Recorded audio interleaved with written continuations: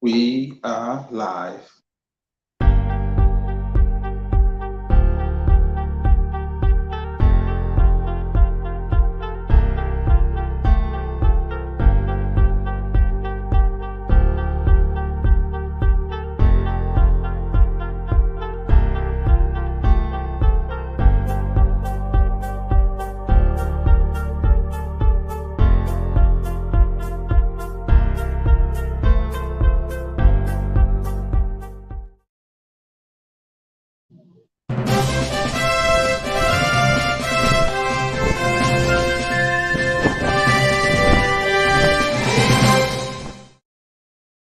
Greetings, everyone. Greetings and welcome to the show, Nigerian Constitution and Your Right. Nigerian Constitution, Know Your Right. It's a show powered by the Global Coalition for Security and Democracy in Nigeria. Every Tuesday, 9 p.m. Nigerian time. You're welcome to the show. If you're just joining, please take a second, take a minute, and share the link and invite more people to join us and watch with us. Your neighbors, your friends, well wishers, everyone. Every Nigerian, okay? I greet you. And today we are going to be covering the topic, how can you hold the National Assembly accountable post-election? Post-election. Why post-election? Because election is coming up very soon in a few days, 4 days time. It's gonna be a general election or presidential election whereby we elect the president, the vice president, and the National Assembly. So that's why last week, Tuesday, and this week, I am focused on the National Assembly because the people are overwhelmed, talking too much about the president. What about the National Assembly? That is the point of this 2 sessions of conversation last Tuesday and this Tuesday. And today I have a guest with me in the studio. And if you are a regular in this show, you will know him. It's UC Maxwell. But if you're new, I will let him introduce himself to everyone else. Welcome, UC Maxwell. Please introduce yourself to the audience as we get into the show properly. Good evening to you, Dr. Edmond, and good evening, listeners and viewers around the world. My name is UC Maxwell. I am a graduate of law and the founder of Law Debt International Foundation, a platform that is aimed or geared towards, educating the public on laws, rights, and, civil duties of citizens of Nigeria and, trying to inculcate the knowledge of the law in Nigeria. Thank you very much for having me this evening. It's always nice and great to have you in the show, and because your insight and your contribution to the show is always rich. So thank you for coming. And as I said in the opening statement, I said we have been trying to throw some light on the National Assembly because pretty much everyone knows about the president, the vice president, and people talk about those 2 people, and no one talk about the National Assembly. So let's throw some more light into the National Assembly. And this should, everything you need to know about the National Assembly, or at least their composition, some of the way they write the handle bills, and they are sent, pass it on to the president to assent. You can find it in Chapter 5 of the Constitution, and that is what we are currently dwelling on, because last year we deal with Chapter 3, so we jumped Chapter 4 a bit and jumped into Chapter 5. Why we jumped Chapter 4? Because we spent too much time in it last year, so let's give it a break a little bit. For a few months, we'll come back to it. So let's talk about Chapter 5. And Chapter 5, we're going to be focusing on Section 52 to 64, because last week, Tuesday, I actually covered Section 47 to 51. So that's why we're covering what we're covering today. So over to you, UC Maxwell. I want to start with a basic so that people can understand the basic. So let's start. What is the National Assembly, UC Maxwell? Or who is the National Assembly? Okay, very simply, the style of government that Nigeria operates, being a federal system, or some people may like to call a democratic system or republic system, allows the country to operate an arms government, meaning that there exist arms of governance. And in Nigeria, by virtue of the Constitution, section 456 of the Constitution provides that there will be a federal arm of government, the judicial arm of government, and the legislative arm of government. Now, the legislative arm, which is the focal point today, is simply the arm of government where the laws are made in very simple terms. So, the legislative arm of governance have been given the powers by the constitution, by the people, to exercise the lawmaking power, meaning that every law that must come into place in Nigeria must go through the lawmaking processes of the legislative arm. And in Nigeria, we operate a bicameral legislative arm, that is a two-house legislative arm. So we have the House of Representatives and we have the Senate. That is for the federal structure. Meanwhile, when you go to the state structure operates a unicameral system, which is they just have a House of Assembly for the lawmaking processes or the lawmaking activities of the states. So whatever laws that are made by these houses in the states will only be confined to the territories of the states. And then whatever laws are made by the federal legislature, that is the Senate and the House of Assembly, the House of Representatives, sorry, they would apply to the federation or to such areas where the law has been prescribed to operate. All right. Thank you very much. So in essence, the National Assembly is in this federal level is a legislative arm of government and is comprised of the Senate and the House, Federal House of Representatives. Thank you very much, UC Maxwell, for that insight, that breakdown. It's very simple for everyone to understand because that is the goal here. We want people, our fellow Nigerians, to understand the content of the Constitution. As we go on with the question, please, I'll talk to you, the audience. Use the comment section to be part of the conversation. The comment section is for you to use. You can say hello, you can ask your question, you can add your opinion to the discourse, and we want to hear from you, okay? So, and whoever sent in comments, we'll definitely try to read all comments before the end of the show or even during the show. All right, next question, UC Maxwell.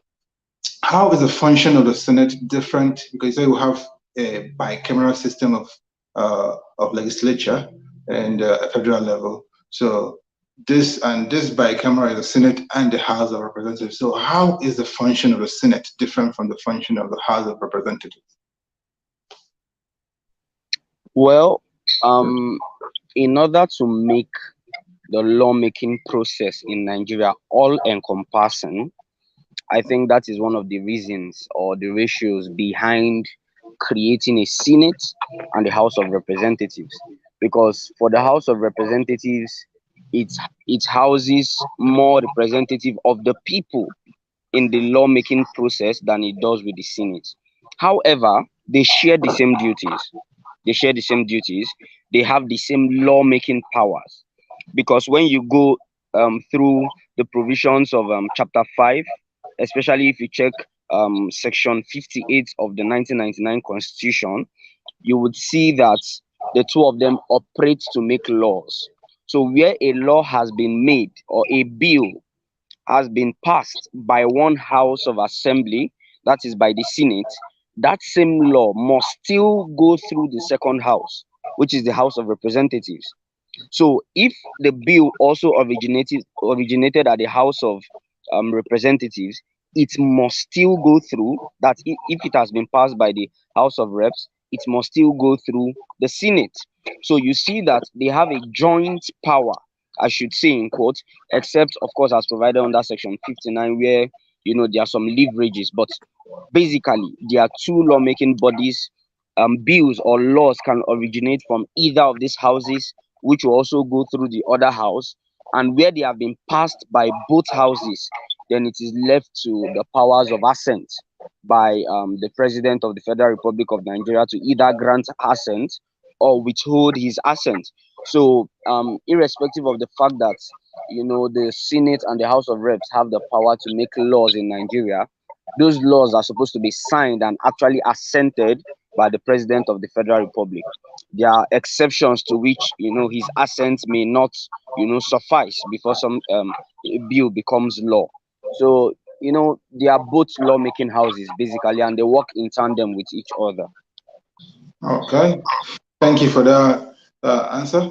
So since this they work in tandem as lawmaking bodies, and any bill that originates from the Senate after being passed in the Senate also have to go to the House of Assembly to get passed as well, and vice versa if you originate from the House of Assembly, House of Representatives. So now that brings us to the next question. Can an individual who is not a member of the National Assembly, can an individual actually draft a bill? Can he? Can she? Can an individual that is not a member of the House of Representatives and not a member of the Senate draft a bill?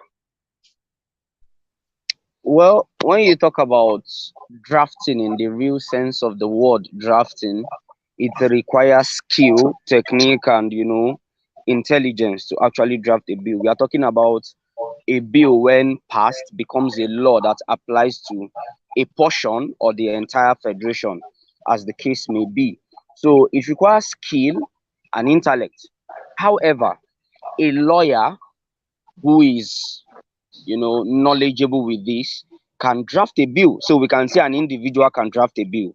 However, such bill cannot be passed at the instance of that individual. So where an individual goes into the process of drafting a bill or the like, he has to go through his representative, either at the House of Reps or at the Senate, or if it is to be applicable to a state, at his representative in the House of Assembly of his state. Now, this particular representative will now present the bill on the floor. It will now go through all the entire lawmaking processes, first reading, second reading, committee stage, third reading, moving to the other house and all that, and assent. So basically, if we say in the real sense of the word drafting, probably a lawyer can draft. But for it to be accepted as a law, it has to be presented on the floor of the House of Assembly on the floor of the National Assembly by a representative, and must undergo all lawmaking procedures before it can become a law in Nigeria. Thank you. Thank you for that. All right. So please, once again, audience, in the comment section and ask question. If you don't understand whatever we're talking about here, ask question, be part of the conversation. Because if you don't ask question, you may not truly grab the knowledge that is being passed here. This show is for you, my fellow Nigerians. Make the best use of it, okay? Ask question, be part of the show so that you can learn and enrich yourself. Then the next question, UC Maxwell. What is your candid opinion on the way the National Assembly has gone about its business in Nigeria? In your candid opinion. Well, the Constitution of the Federal Republic of Nigeria, 99 as amended, is apt as to the lawmaking process and procedures. There are several other laws. There's the National Assembly Act, I think, that also guides the lawmaking processes in Nigeria. However, it is one thing for laws to be lettered in black and white, and another thing for them to actually be carried out.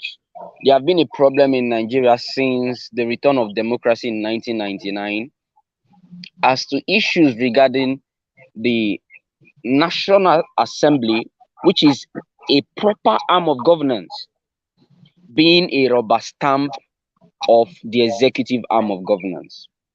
Recall that the duty of this arm is to make the laws. The courts are to interpret these laws as enshrined, and the executive to implement these laws.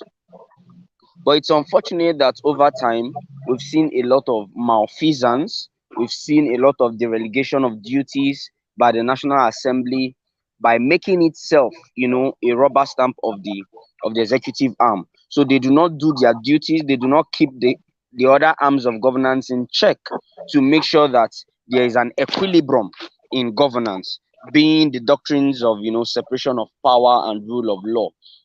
So, as much as possible, we have also seen representatives of the people in these lawmaking arms, who have just gone there to just sit down, sleep, and they spend the entire 4 years there without actually passing any law, without actually affecting the people who they represent. Because in the House of Representatives, what a member is supposed to do is to carry out the cries of his people to the floor by making laws that will indeed affect them. But no, that is not the case as we see. There are a lot of laws lying down. There are a lot of bills as we speak today. There are a lot of bills before the National Assembly that have not gone through first reading. They've been kept there dormant. Dust have, of course, occupied these files and documents. Some have left to wither away and died at the hands of the committee stages.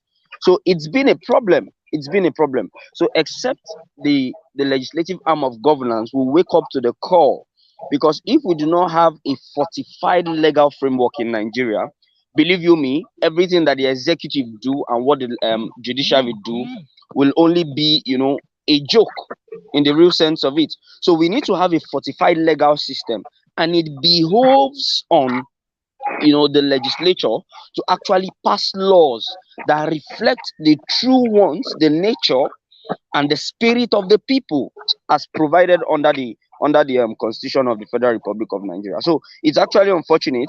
We've seen a lot of reasons for presidents to be questioned. There was a cry some years ago about the possibility of actually impeaching the president of the Federal Republic of Nigeria. But we know that the people we have in the Senate, in the House of Reps, do not have these powers, because they've kowtowed to the executive arm of governance, so it becomes so difficult. So they need to rise to the occasion and begin to do the needful. And with the exorbitant monies that Nigeria is spending on this particular arm of governance, I think we are not getting value for what we are paying them to do in the legislative arm. The same thing applies to various states across the federation. We see a joke, a mess. We see people fighting in the legislative arm of governance. Is a problem. It's a problem, and it needs to be addressed. Thank you very much for that candid opinion. I asked for your candid opinion, and you gave me one. Thank you. I appreciate that. So basically, from your opinion, you don't think that the legislative branch of government, which is the National Assembly, have not done what it's supposed to do as a legitimate arm of government. They have ended up reducing themselves to a rubber stamp doing the biddings of the executive arm, that's the president in this case, and the vice president. So that they begin to do the bidding of another arm of government instead of being a very legitimate, independent arm of government and doing their duties diligently, making laws that elevates and better the lives of the people who elected them into those offices, whether in the Senate or whether in the Federal House of Representatives. It's a very sad scenario, and it definitely needs to change. And that is one of the reasons we're having this conversation today. As you can see, the topic of the conversation is how can we hold our National Assembly accountable post-elections. So I will start with a basic introduction so that people, audience can actually, like people that haven't been able to wrap their head around what is the National Assembly, like have the basic understanding. This is what the National Assembly is. This is their roles. So now you understand it, and how have they fared in the past? And we have seen they haven't fared really well. They haven't done really well as an arm of government. So that brings to the meat of the matter. How can we hold them accountable? We'll talk about how can we hold them accountable now, and how can we hold them accountable post-election. You see, Maxwell. Okay. Every person who is fortunate, because it is actually, it is a fortune for them to be elected. Any person who is fortunate to be elected by the people to occupy public offices should recognize that it is not an office to hold forever. Even people who are given the offices of permanent secretaries do not remain permanent secretaries in the real sense of it. So what am I trying to say? We need a people who would recognize that the powers that they give to public office holders can actually be rescinded, can be taken back from these persons. If you take a look at the Constitution under Section 69 of the 1999 Constitution as amended, there is a power of recall. So if you have voted in a representative at the National Assembly, be it the Senate, be it the House of Reps, be it the State House of Assemblies, you have the power to recall, and there are procedures prescribed for this.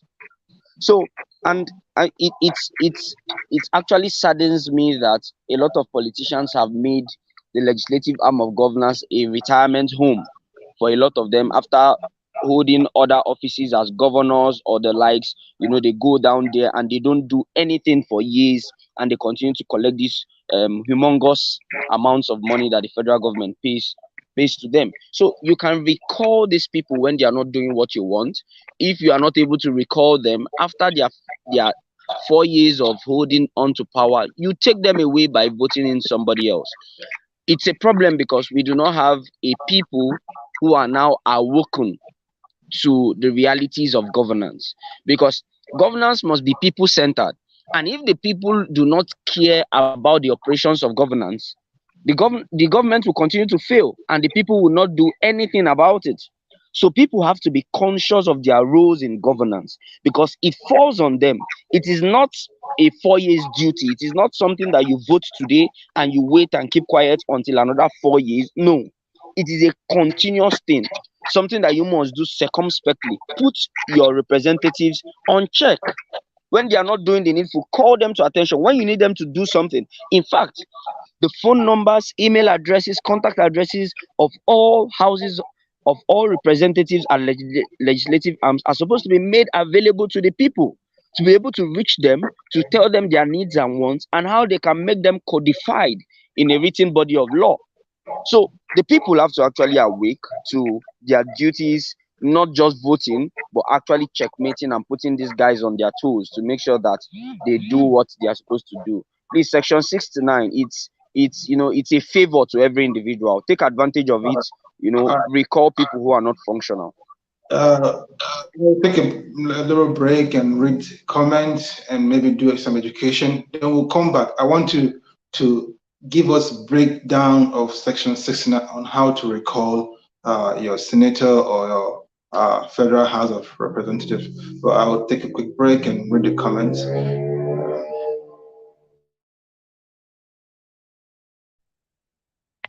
All right. Chini Rufina said, greetings everyone. Greetings, Chini. Hope you're doing well. Thank you for joining the conversation. No question, no comments, no contribution, I guess. So let's have a quick education moment for the election. The election is coming up. Last week on Saturday and this week really. On Saturday and Sunday, my foundation underwent like a 2-day voters education to educate people how to vote, how to cast their ballot, to make sure you thumbprint in the right places. Because I will remind them to make sure you go there on time, go to your polling unit on time, make sure you have your PVC. Now, this is when you don't wait till election day to start looking for PVC. Oh, I don't know where it is. Where's my PVC? This is the time. We only have 4 days before the election. So go find your PVC. Make sure it's where you can find it, where it's easily accessible to you. And on election day, find out your polling unit. You can actually find out your polling by going to INEC official website, or you can also find out from the numbers on your PVC that can be used to identify your polling unit, because every polling unit have number based on where they are located and so on and so forth. So find out your polling unit, actually know how to get there, know how much distance it is from where you stay, which every polling unit should be closer to where you are, because that is the point of having multiple polling units, so that it be close to the people. So when you get there, go there on time. I think the election start at 8:30 a.m. Get there on time and go to the INEC officials when it's your turn, because you gotta queue up, be in the line or on a queue. When it's your turn, you go up there to the INEC officials, give them your PVC, and they go through the accreditation process using the BVAS. The BVAS is a bimodal voter accreditation system that use two more to accredit to make sure that you are actually the one that is there and you're actually the one that is about to cast vote. That is what the point of, well, that's the essence of BVAS. So when they verify that you are the one, well, by scanning your finger or taking a photo of you, and then have a green light. Yes, this is Mr. A, B, and C. So go ahead and vote. Then they will give you ballot papers to go and vote. And those ballot for this election on 25th, that's in 4 days' time, you're going to receive 3 ballot papers. Okay, one for the presidential, one for the Senate, and one for the Federal House of Representatives, because these are the people we are voting for on the 25th. On the 11th of March is another election that is for state election. In that election, you vote for governors for states that haven't done governorship election. It's about 28 states in the federation have not done their governorship election. The other states have done off-season election. A state like my state, Anambra, and Oyo, or Oshun, who just did this, and there were tribunal nullification and all that, and Ekiti and Delta. Is it Delta? No, Edo State. So these are off-season elections. So about 28 are the one on track, and they're going to do the election on the 11th of March. So also the same process you did for a federal election, the same process, go to a PVC and cast your vote for your governors, and then your state house of assembly. Okay, so that is what you need to know, and make sure you thumbprint or use your index finger to put at the preferred party. Okay, preferred party. So as this woman did it, don't make sure your finger does not cross the line. You see, invalid vote is when your finger crosses the line or touches the line. That's invalid vote. But the valid votes are the ones that is right within the box. So make sure your fingerprint is within the box when you vote, when you cast your ballot. And when you're done, fold it the other way around. Fold your paper the other way around so that the ink do not touch each other, because the ink may touch and go and stain the line or stain another box, and that will make your vote invalid. So fold your ballot paper in a way that the ink does not stain the paper, okay? And then you put in the ballot box and you are done. And when you're done, you can stand by. The INEC rules that you stand at least 300 meters if you want to stay and observe and protect your vote. You can stay, observe, and protect your vote. Standing a little bit, they'll tell you this is where you can stand. You can stand there, observe, and protect your vote. And I encourage every youth, if you're old mama, old papa, go home and rest after casting your vote. But the youth, please stay and protect your vote. But make sure you are safe, because this is it's going to be a very interesting election, and we have always had election violence in Nigerian history. So, but we hope we'll have less violence this time. But nonetheless, make sure you're safe while you're trying to protect your vote. I think that is the education for now. Over to you, UC Maxwell. Can you give us a breakdown of Section 69 on how to recall the members of the National Assembly if they haven't done their duties well?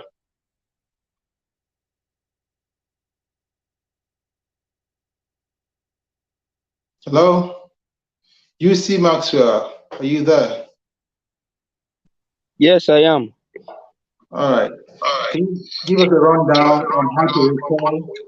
So how do you hold your National Assembly accountable when you haven't done what you can recall them? So how do we recall them? Okay, it's a simple process, but the process, as simple as it is, actually requires a lot to put together. So it is just a two-way thing, or a two process, or a two stages thing.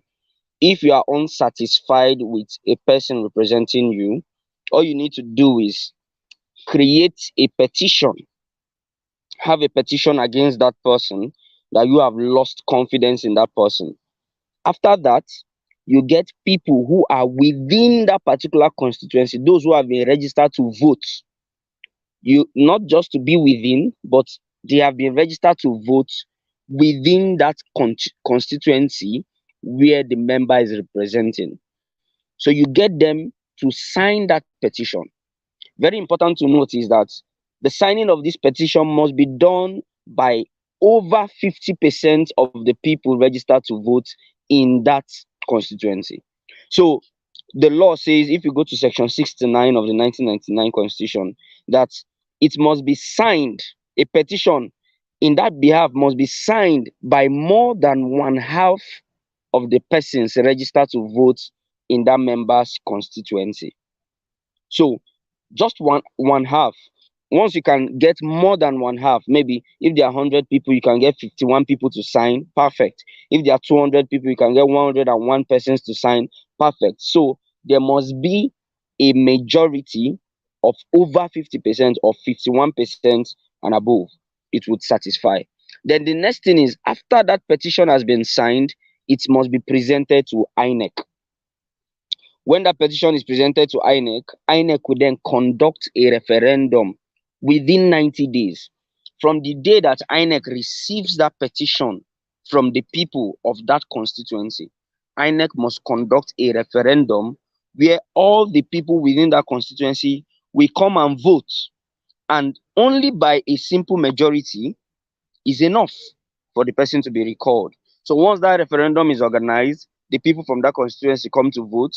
If they get a simple majority, such member representing that constituency will be called back.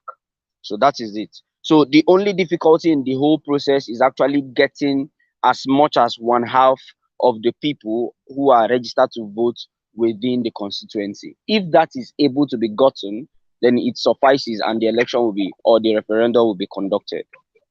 Thank you very much for that breakdown. That is very insightful. I hope it's insightful to you out there watching, because we want to empower you. That is the point of this show, to empower you so that you know the content of the Constitution and use it to your own advantage as a citizens of the Federal Republic of Nigeria, so that we cannot continue to live a short-change life. We cannot continue to allow politicians to short-change us. We cannot allow them to keep mortgaging our future, whatever arm of government they belong to, whether executive or legislative or judicial, okay?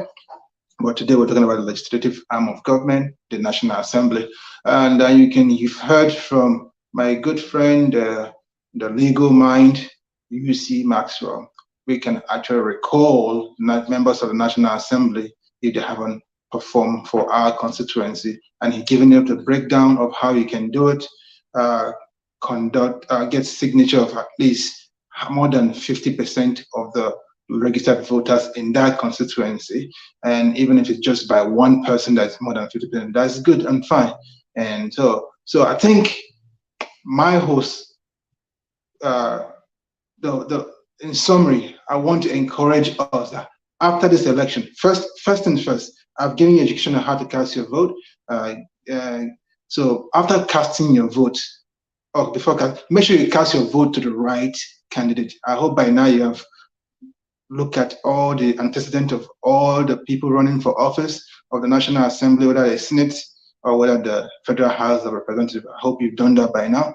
So vote for the right people that are going to perform, people that have good antecedent. So now, if you vote them and they go into office, and when they win and go into office, and they start being shady and not doing what they're supposed to do, then I will encourage you have to recall the senators, or have to recall such House of Rep member that have failed to perform their duties or serve you the way you deserve to be served. We'll have to start using the powers that have been given to us by our own Constitution, 1999 as amended. That is what I'm going to say, and I'm going to give you, C. Maxwell, just 1 minute to have a closing remark, and we'll end the show. Over to you, UC Maxwell. All right, thank you very much. This program, the main aim is to educate people. I just want the people listening, Nigerians, to know that the power reserves in the people, and except the people start to, take advantage of this power, there would continue to be problems and will continue to make noises. But we have things to do, we have duties to do as citizens, harness these powers and actually bring them into force. One aspect of this entire chapter of the Constitution is section 70, which talks about remuneration and payment for members of the House of the National Assembly. There needs to be a review of the payments by the Revenue Mobilization Allocation and Fiscal Commission to determine their monies. This particular arm of government is taking a humongous amount. Allocations are made to this arm of government, which is even more than what we get to education, healthcare, and other, facet of our economy. So their payments need to be reviewed, and then, we begin to head towards a better economy in Nigeria. Thank you very much for having me tonight. Thank you very much for your time, and I'm looking forward to having you back on the studio. And my audience, my fellow Nigerians out there, this is where we'll leave you. Come back and join us next Tuesday. It's going to be our first show post Nigerian presidential election. I hope by that show we'll come and share good news that Peter Gregory Obi is now the president of the Federal Republic of Nigeria. That is what I want. Next Tuesday when I come here, I want to come with a broad smile on my face, smiling that Peter Obi is now my president-elect, because it's not going to take over until the handover on May 29th, 2023. Have a wonderful rest of your day. Thank you, UC Maxwell, for coming, and see you guys in the next one next Tuesday.